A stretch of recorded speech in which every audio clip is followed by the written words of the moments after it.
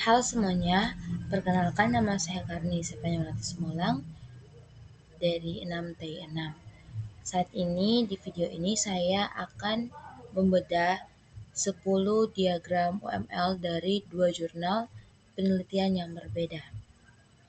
Nah, mungkin di sini kita bingung kenapa harus dua jurnal, seperti yang teman-teman lihat dalam slide yang ada di sini, di mana kami diminta untuk menjelaskan 10 diagram tersebut. Karena minimnya jurnal yang memuat 10 diagram sekaligus, maka saya mengambil dua jurnal yang memuat 10 diagram tersebut. Jadi jurnal pertama itu seperti kita menjelaskan peraturan dari dalam rumah, siapa yang masak, siapa yang bersih-bersih, siapa yang boleh buka pintu. Ini fokus ke behavior atau perilaku sistem. Nah, selanjutnya di jurnal kedua ini kita akan fokus ke arsitektur fisik sistem. Jadi dengan menggabungkan keduanya tersebut kita dapat memberikan gambaran umum. Baik, di sini kita akan masuk ke jurnal yang pertama, yaitu dengan judul Implementasi Diagram Unified Modeling Language dalam Perancangan Aplikasi Data Pasien Rawat Inap pada Puskesmas Lubuk Buaya.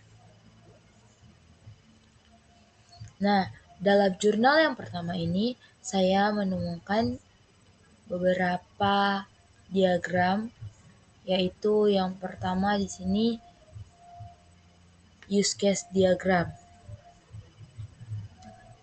Bisa kita lihat dalam halamannya yang ke-69.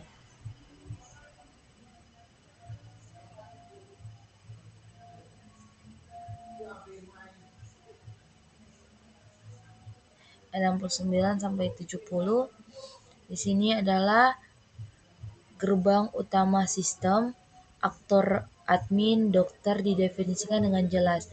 Admin mengelola data master, sementara dokter fokus pada rekam medis.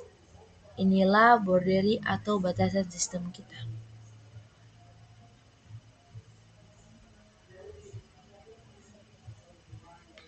Oke, selanjutnya kita masuk pada aktivitas diagram yang ada di halaman yang ke-71.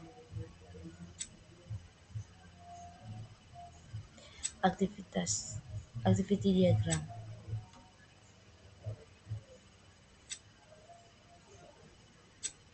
Di sini kita bukan sekedar melihat flowchart tapi alur kontrol prosedural.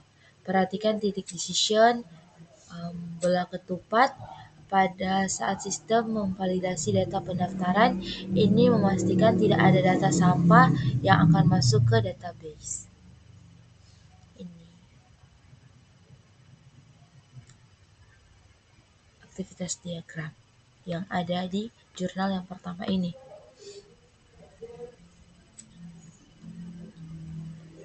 Nah, selanjutnya baik, di sini kita masuk kepada kelas diagram, yaitu yang ada di sini. Jadi kita melihat struktur statis, ada kelas pasien, dokter, dan poliklinik. Perhatikan atribut dan metodenya adalah cetak biru dari database yang kita atau yang telah dibangun.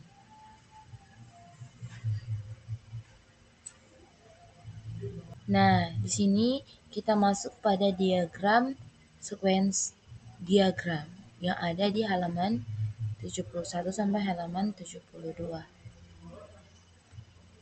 Di sini kita melihat aspek waktu, bagaimana pesan mengalir dari interface ke controller lalu ke entity. Ini menjawab secara teknis bagaimana apa yang terjadi di balik layar saat user menekan tombol simpan. Di sini kita bisa melihatnya.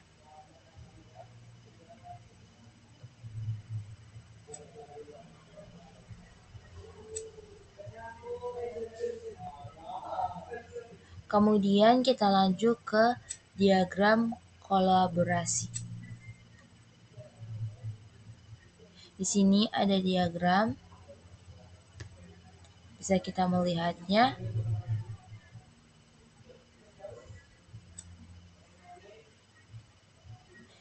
Nah, di diagram ini menunjukkan hubungan organisasi. Berbeda dengan sequence, di sini kita melihat kedekatan antara objek melalui nomor urut pesan 1.1.2.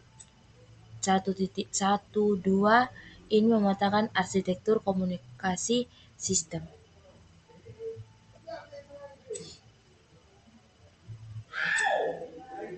Nah, yang terakhir adalah state chart diagram atau mungkin yang kita kenal dengan diagram status. Ini memodelkan siklus hidup data pasien dari status entry hingga selesai.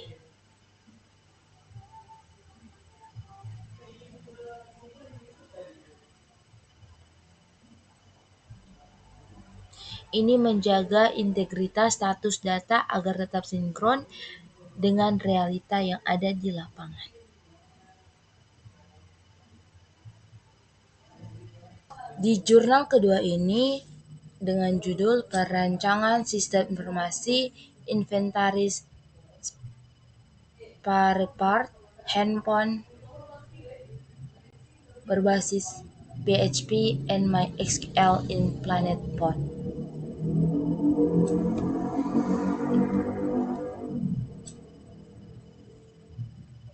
Di sini kita akan masuk kepada diagram komponen yang ada di halamannya yang ke-54.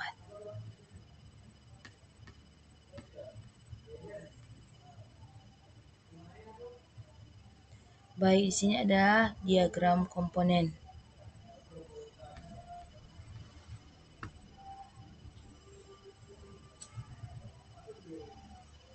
Jadi di sini terlihat aspek modularitas, ada komponen seperti koneksi PHP, maaf mungkin di sini buram, dan login PHP. Ini menunjukkan bagaimana kode program kita diorganisir secara fisik dalam bentuk modul-modul.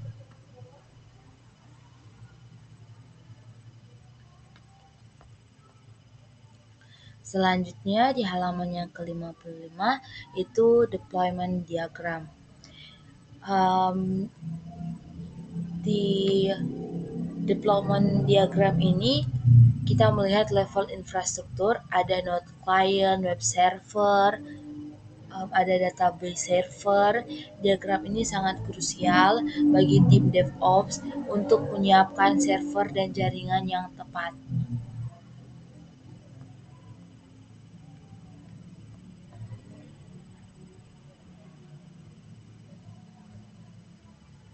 Nah, berikutnya saya akan menjelaskan untuk objek diagram. Masih di jurnal yang kedua ini,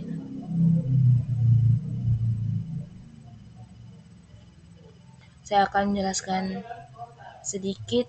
Ini terdapat di kelas diagram. Mungkin kita bisa melihat referensi dari jurnal kedua ini. Di sini ada kelas diagram sistem inventaris.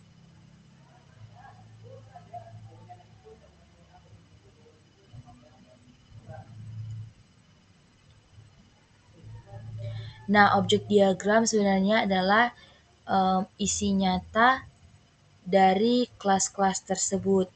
Misalnya kalau di halaman 53 yang kita lihat ini, ada kelas barang, maka objek diagramnya adalah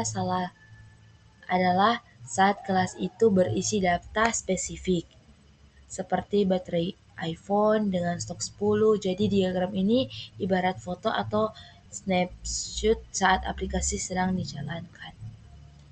Nah, yang terakhir adalah diagram communication.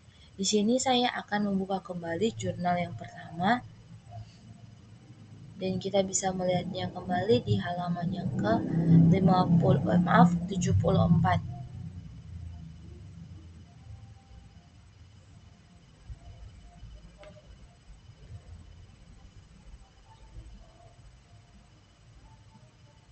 Nah, di sini yang saya dapatkan informasi bahwa communication diagram itu dalam modern saat ini adalah diagram kolaborasi. Jadi itu adalah sedikit penjelasan tentang diagram-diagram UML yang saya dapatkan. Semoga dimengerti dan sekian.